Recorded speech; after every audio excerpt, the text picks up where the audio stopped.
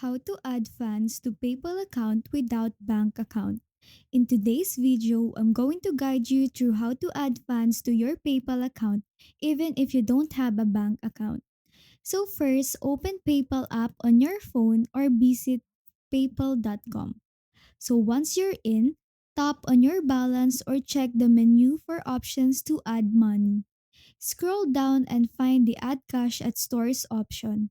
So you can go to places like CVCs, Walmart, or 7-Eleven with cash, and they will load it into your PayPal account for a small fee.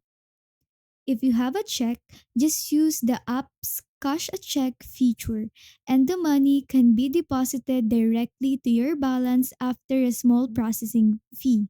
You can also set up direct deposits with PayPal to receive funds straight into your account without a bank. And that's it. Whether you have a cash or a check, there are easy ways to fund your PayPal balance without a bank. So if you found this video helpful, please like and subscribe for more quick tips. Thanks for watching.